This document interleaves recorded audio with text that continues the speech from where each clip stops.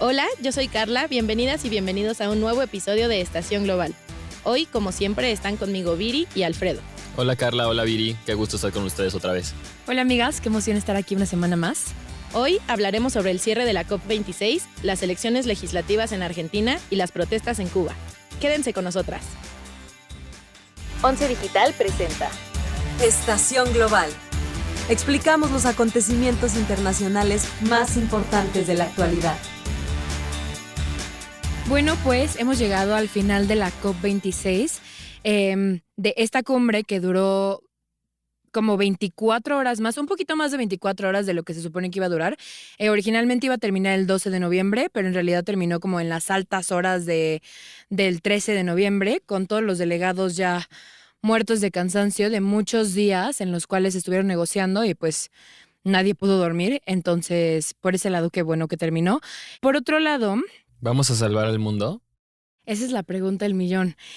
Lo que se dice es que, a ver, hay como dos versiones. Por un lado, las personas que estaban ahí negociando estaban muy contentos, o sea, como que terminaron la COP con este ánimo de celebración enorme, porque a pesar de que no se logró mantener el 1.5 tal cual, lo que se logró es como este impulso y este deseo de lograr No que morir. sí se tome en cuenta. Ajá, o sea, como...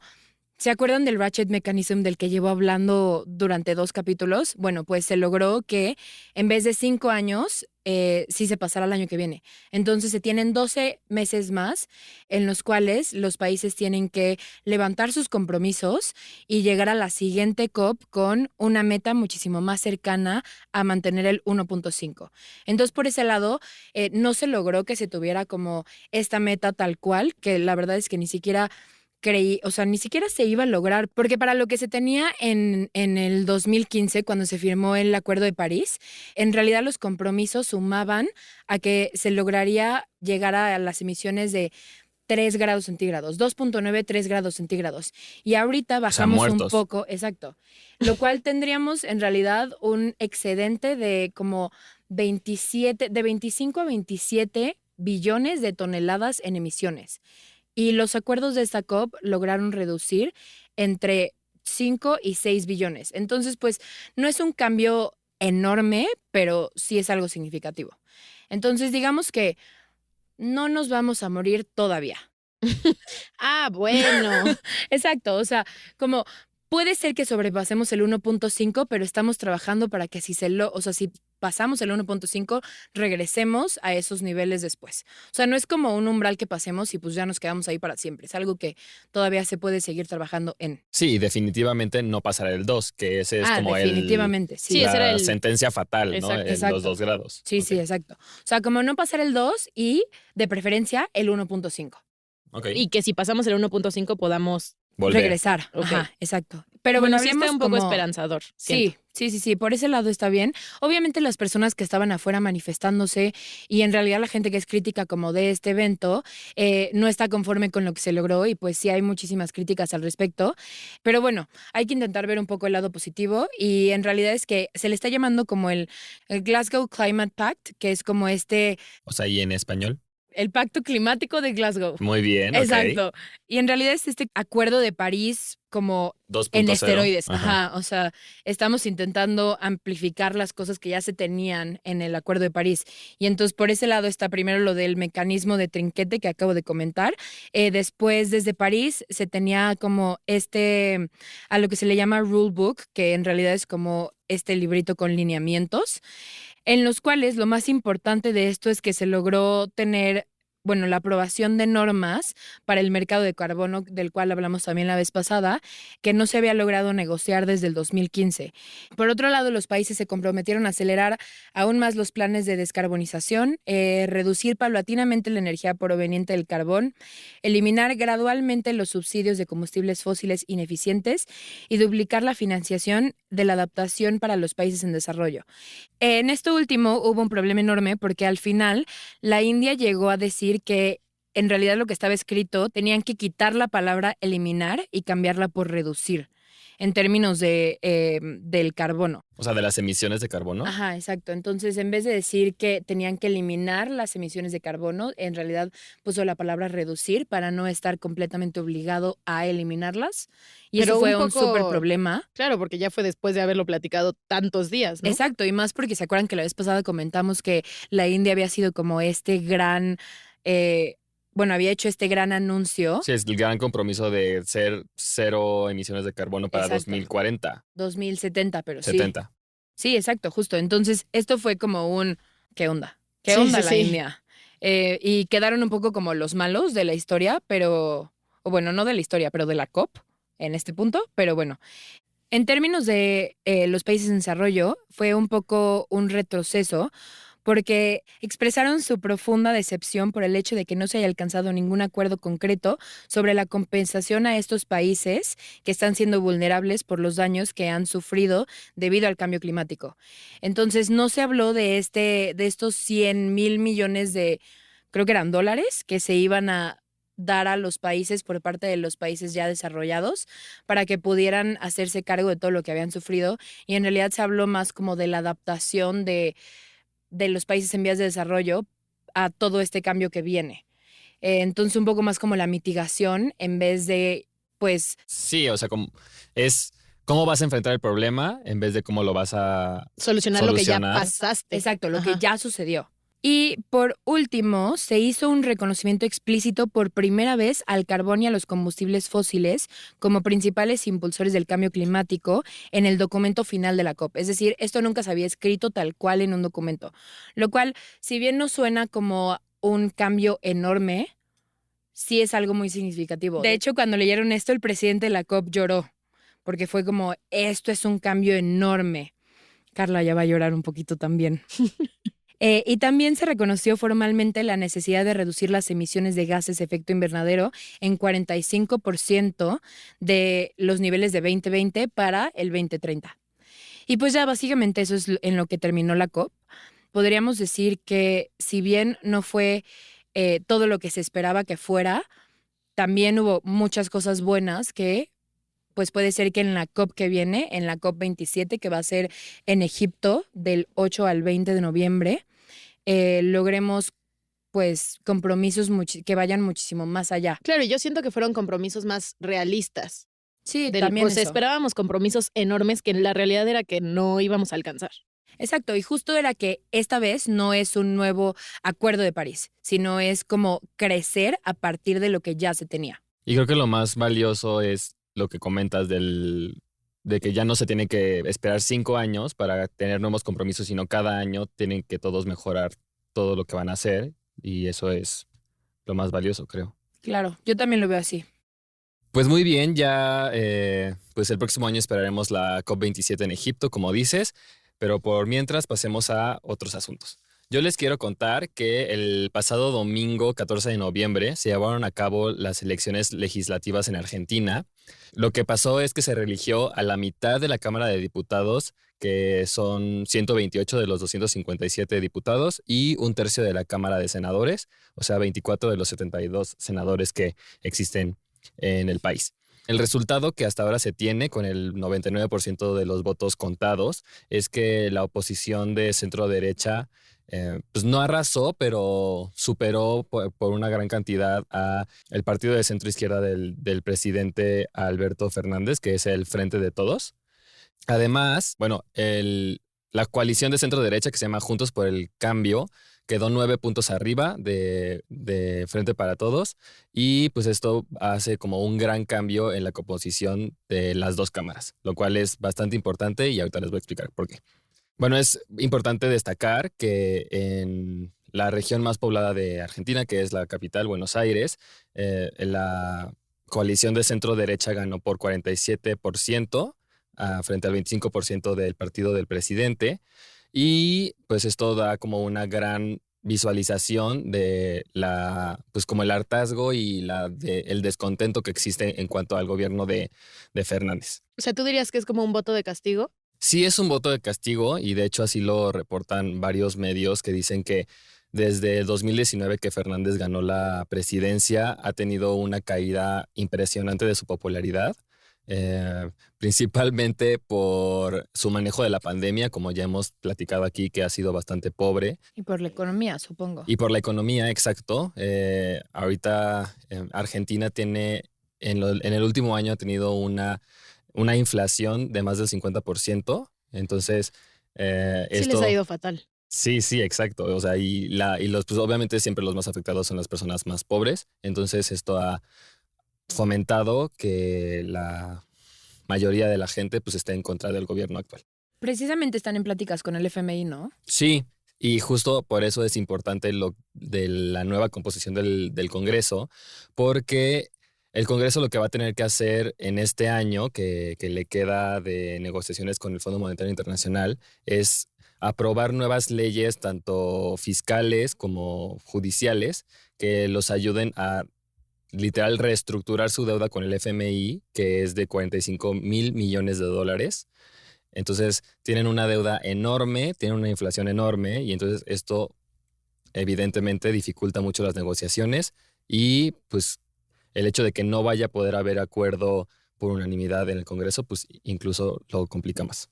También les quiero comentar que esto de la popularidad del presidente también tiene mucho que ver con la relación que ha llevado últimamente con su vicepresidenta, que es la expresidenta Cristina Fernández de Kirchner, y que ha tenido como varios escándalos de corrupción en los últimos años. Y pues obviamente todo esto se usa políticamente y se capitaliza políticamente para ir en contra de la coalición del presidente. Justamente leí que uno de los principales opositores de Fernández ahorita es el alcalde de Buenos Aires, que se llama Horacio Rodríguez, y es como puntero para las siguientes elecciones. Entonces, pues ya veremos qué pasa. Sí, de hecho, Ahí. él fue uno de los voceros de la oposición y varios de las declaraciones que se dieron fue que pues, esto era un reflejo, como ya les dije, de el hartazgo de toda la sociedad argentina ante el nuevo gobierno. Y creo que no les dije el resultado final. Al final, en la Cámara de Diputados se tuvo una ventaja de 9 puntos y en el Senado una ventaja de 20 puntos. Y con esto es muy interesante porque además es la primera vez que la coalición peronista o el partido peronista en el poder pierde el control del Senado desde el regreso de la democracia en 1983. Entonces es un cambio radical. Claro, y sí podemos ver claramente el hartazgo acumulado y podemos ver que el alcalde de Buenos Aires pues hizo muy bien su chamba. Exacto. Sí, en su discurso menciona como que las personas en realidad están diciendo que están en contra del régimen y que están cansados por fin después de 4 décadas. Bueno, y yo me voy a quedar en América Latina y les voy a platicar de lo sucedido en Cuba. ¿Qué pasó? Se convocó a una protesta este lunes 15 de noviembre por el grupo llamado Archipiélago, que fue creado hace súper poquito, hace unos meses, por el dramaturgo Junior García. Sin embargo, la mayoría de la gente, entre ellos periodistas, activistas, miembros de la oposición, mencionaron en sus redes sociales que estaban en arresto domiciliario con patrullas que les impedían salir de sus casas. También reportaron que habían sido varios detenidos, interrogados, amenazados con que no salieran a protestarse. Esto viene desde antes, ya les habíamos platicado en este podcast que en julio hubieron una serie de protestas que fueron reprimidas fuertísimo por las autoridades. Y entonces lo que se hizo, o sea, lo que era distinto en esta protesta, es que se encontró un hueco que deja la Carta Magna en el que reconoce el derecho a la protesta pacífica. Entonces se llamó a esta protesta pacífica, es más, se pidió permiso. Originalmente esta marcha tenía que ser el 20 de noviembre y este grupo Archipiélago le pidió permiso a las autoridades y la respuesta de las autoridades fue en sacar anuncios que el 20 de noviembre iba a ser el Día Nacional de la Defensa. Esa fue su respuesta. Entonces lo que hizo el grupo Archipiélago fue adelantarla a este lunes 15 de noviembre, pero las autoridades negaron el permiso, diciendo que la marcha provocaría seguramente disturbios y que lo que buscaban era un cambio de sistema y que esto sí era ilegal, buscar un cambio de sistema porque la Constitución define el socialismo como irrevocable. Y aparte estaban diciendo que era un poco proveniente de Estados Unidos, ¿no? O sea, escuché que Díaz-Canel dijo que en realidad era que Estados Unidos desde hace décadas no los había dejado en paz y que seguía en contra de su régimen y entonces este país estaba causando estas protestas. Exacto, inclusive decía que los organizadores seguramente eran infiltrados de la CIA y... Exacto. Ya saben, sus tonterías. Bueno, y al final solamente algunas personas pudieron salir a las calles, pero la mayoría fueron rápidamente apresados. O sea, no existió la protesta nunca. Human Rights Watch dijo que los reportes eran desoladores y que era clara la intención de las autoridades en oprimir a la población. Sin embargo, más de 100 ciudades alrededor del mundo sí llevó a cabo marchas de apoyo entre el domingo 14 y el lunes 15 de noviembre. A mí lo que me interesó fue buscar qué decían los medios cubanos al respecto y no mencionaron nada. Todas las noticias y todos los titulares eran súper optimistas de que ya era el regreso a clases presencial de los jóvenes y que ya se estaba reabriendo la isla para el turismo, pero en realidad no se mencionó absolutamente nada de la marcha. Am, Junior García, perdón, Y en algunos internacionales, justo lo que pasó es que ellos agarraron el blanco como... a eso iba a ser. ya lo ibas a decir. No importa. Dilo tú, No, dilo tú ya. No, dilo Ya tú. ves que ya te interrumpí. Junior García, que es el que les mencioné que había organizado esta protesta, bueno, empezado este grupo Archipiélago, lo que hizo fue que puso pañuelos blancos afuera de su casa donde decía que sus casas estaban bloqueadas. Y es que este grupo ha agarrado el blanco como un símbolo de, pues, de lucha. Entonces, todas las casas que tenía periodistas y activistas que no podían salir a marchar tenían pañuelos blancos todo alrededor. Y mucha gente en la isla reportó que, bueno, dijeron muchas cosas, entre ellas que había más policías que piedras en las calles y que había guardias cada 100 metros y que si andabas con cualquier cosa blanca, luego llegaban a apresarte. Bueno, Junior García también mencionó que en la respuesta del gobierno había estado el éxito de la convocatoria porque los habían obligado a quitarse todas las máscaras y en ese sentido la iniciativa ya era una victoria rotunda. Justo me metí a ver el Twitter de Díez Canel y todas sus publicaciones iban a que la isla había reabierto para todo el turismo, pero justo las personas que están yendo a Cuba van a la isla y ven estas pancartas blancas y a la gente saliendo con playeras blancas, que es un color que usas Todos en los el días, diario. claro. Exacto. Y había videos sobre, no sé, una mujer que salía vestida de blanco y un buen de mujeres yendo a decirle de cosas a esa mujer que estaba vestida de blanco. Entonces, pues por un lado tenemos como esta imagen que le quieren dar al mundo de que ya están reabriendo la frontera para que puedan ir a visitar y un poco como intentando mejorar la economía, pero por otro lado internamente es una cosa completamente Sí, por diferente. supuesto que a lo que a ellos les urge es que la gente regrese y que les reactiven la economía post pandemia, pero pues sabemos que sí está saliendo en los medios internacionales lo que verdaderamente está pasando. Claro, aparte, durante la pandemia los medios estuvieron completamente pues callados al respecto y justamente muchas personas ni siquiera podían comunicarse con personas en el exterior, o sea, personas que estaban viviendo en Cuba. Entonces, pues está un poco preocupante la situación. Esperemos que esto cambie, lo dudo un poco, pero esperemos que pase.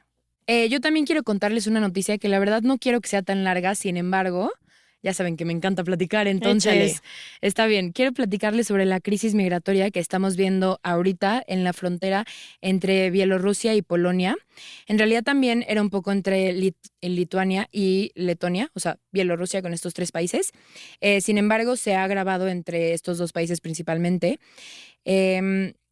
Y son de personas que pensarías que vienen de Bielorrusia por el régimen de Lukashenko, pero no, vienen de Medio Oriente y África y están tratando de ingresar a territorio polaco para llegar en sí a países de habla alemana, es decir, Alemania o Austria, en realidad a un país grande de la Unión Europea. Específicamente a Alemania. Pero en términos de las personas que están llegando a Bielorrusia, se reportó el pasado 13 de noviembre que en los próximos 7 días, a partir de ese día, habría 21 vuelos desde Estambul hacia Minsk, 12 desde Dubái y uno desde Bagdad. Y es que desde el año pasado, en 2020, las autoridades de Bielorrusia empezaron a cancelar o a simplificar los requisitos de visa en 76 países. Es decir, era súper fácil que tú tuvieras una visa para poder ingresar a Bielorrusia, sobre todo de países como Siria, Libia, Irak y Afganistán, que son personas que, como sabemos, están tratando de salir de esos países. De hecho, había agencias de viaje que habían comenzado a vender viajes a Bielorrusia en los que ya ofrecían vivienda y empleo en algún país de la Unión Europea. Deutsche Welle, que es un medio alemán, llevó a cabo una investigación sobre que los consulados bielorrusos habían delegado el derecho a poner visas de su país en pasaportes de estas agencias de viajes. O sea que las agencias de viajes podían poner de una vez la visa Ya te entendí. en cualquier país de O sea, donde vinieran los viajes. para facilitar la entrada. Exacto. De países en los cuales la gente quería, bueno, le urgía salir. Pues también un poco iluso por parte de Bielorrusia, ¿no? Pero como iluso. Pues como que está literalmente otorgando permiso a que Pero, la gente pero es migre. que el punto aquí es que Bielorrusia sabe que no, esta gente no se quiere quedar en Bielorrusia, Ajá. quiere emigrar. Sí, van a otros países, claro. O sea, justo lo que se dice es que Lukashenko está haciendo esto como una manera de, pues, declarar la guerra, pero no tal cual, a la Unión Europea. Es como Guau, una ok. manera de imponer muchísima presión en la Unión Europea, pero no de manera directa.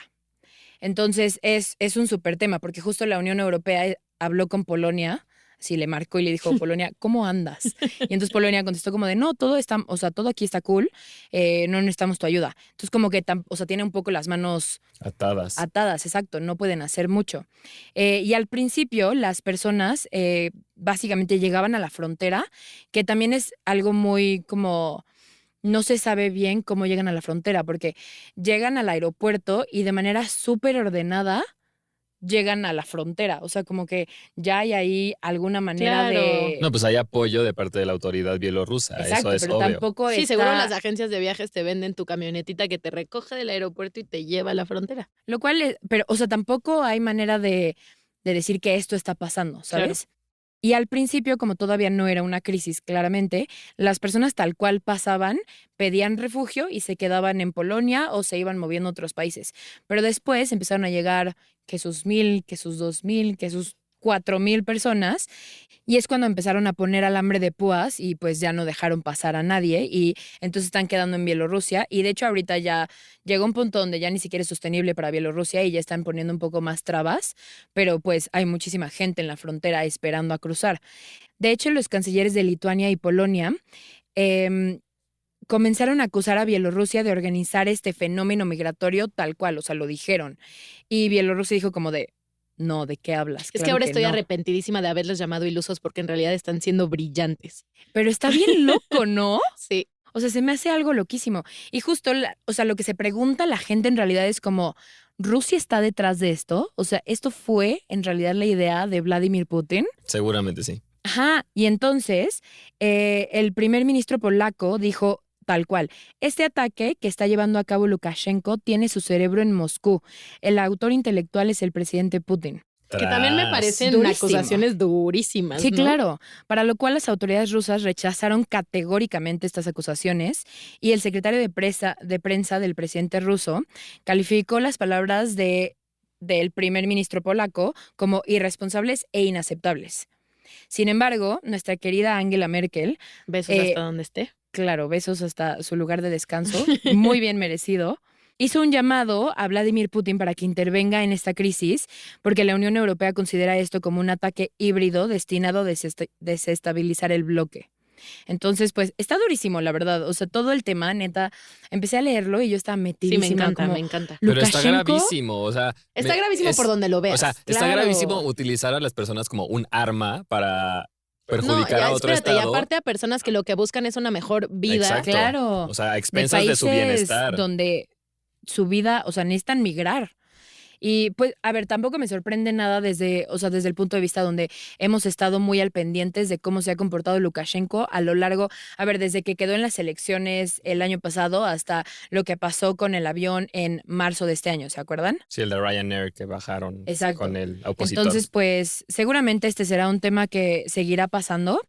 Y por pues estaremos supuesto, muy al pendiente sí. en esta situación. Le Porque seguiremos aparte está buenísimo el actualizando. chisme.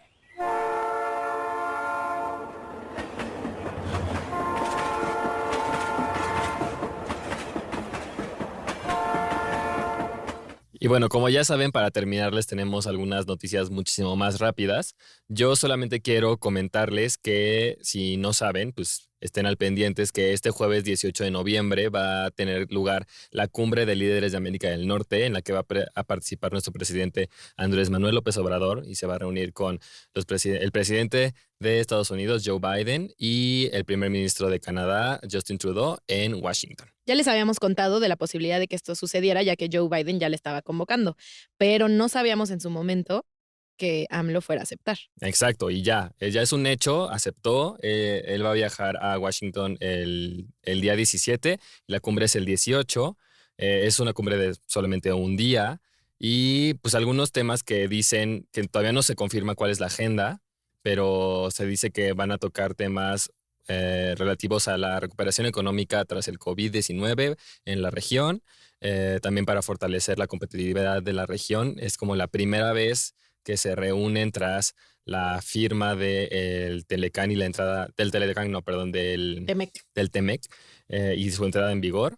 Seguramente hablarán de migración. Hablarán de migración, de un plan regional para pues, frenar la migración o tratar de hacer algo para evitar la migración desde Centroamérica hacia América del Norte. Y bueno, también es importante recalcar que esta cumbre se estableció en 2006 y se había llevado a cabo cada año hasta 2016 cuando entró Donald Trump a la presidencia y la suspendió porque dijo que pues, el Telecán era una basura y que pues, lo tienen que renegociar. Entonces, sí, que era el peor tratado hecho en la historia, de los tratados. Sí. Exacto. Entonces, ahorita se está retomando y pues esperemos que sea un diálogo abierto que dure muchísimos años más. Seguramente les platicaremos la siguiente semana a qué llegamos. Vi que le preguntaron al presidente Andrés Manuel que si iban a tocar el tema de la reforma eléctrica, pero se me hace algo súper curioso porque justamente querían platicar sobre esto después de que se aprobara el PEF, pero movieron la discusión el PEF hasta abril. Es el presupuesto de egresos de la Federación, para quien no sabe. Sí.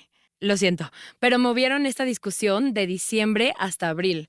Entonces es algo un poco curioso, digamos. Además sería algo súper delicado, o sea, claro, que salga este tema entre los líderes de Estados Unidos y cuando es un tema Canadá, súper cuando delicado. es un tema pues, de soberanía nacional en sí, pero también tiene mucho sentido y tendría mucho sentido porque pues, es algo en temas de competitividad donde hay muchas empresas estadounidenses y canadienses involucradas y que van a ver sus intereses. Del TEMEC.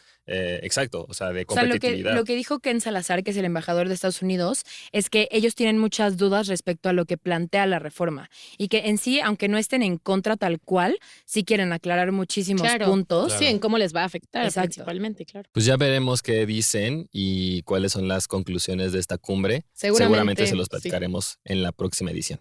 Bueno, y para terminar, yo les voy a contar de una noticia tristísima. Y esto sucedió en Ecuador, y es que en el penal del Litoral, que está en el norte de Guayaquil, hubo una masacre dentro del penal. Esta es la segunda masacre fuerte este año, y entre las dos juntan a más de 200 muertos. Esto se da porque se pelean entre bandas criminales por el control de la prisión y también por los favores de cárteles mexicanos y la distribución de estupefacientes tanto dentro como fuera de Guayaquil. O sea, ¿nosotros estamos involucrados en esto? Pues indirectamente, sí. Y también algo que pasa es que los agentes penitenciarios están desarmados. O sea, los agentes dentro de la cárcel no tienen armas, pero ves a las personas privadas de su libertad paseándose con armas libremente. Entonces, en realidad es algo que se tiene que reformar urgentemente. Y lo que dijo el presidente Lasso a través de su Twitter fue que, bueno, expresó sus más sinceras condolencias a las familias de los presos que perdieron la vida, pero dijo que no era posible garantizar el derecho a la vida si la fuerza pública no puede actuar para proteger. Entonces, es evidente que hay que reformar de alguna manera esto, porque estas masacres se dan todo el tiempo, especialmente dentro de este penal. Con el ojo cuadrado se quedaron, deberían de verlos todos. Está frío.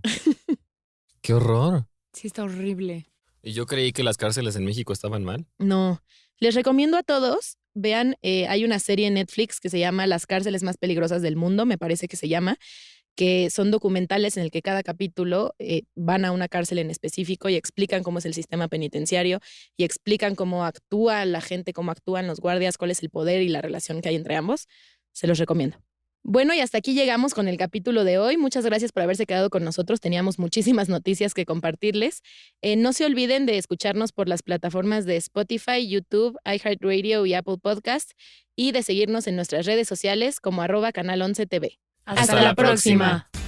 11 Digital presentó Estación Global. Las opiniones vertidas en este programa son responsabilidad de quienes las emiten. El 11 las ha incluido en apoyo a la libertad de expresión y el respeto a la pluralidad. Moderado por Carla Pausic, Alfredo Góngora y Viridiana Hernández. Coordinación de producción, Daniela Cuapio y Moisés Romero. Diseño sonoro y postproducción, Franco González. Con una investigación de Viridiana Hernández.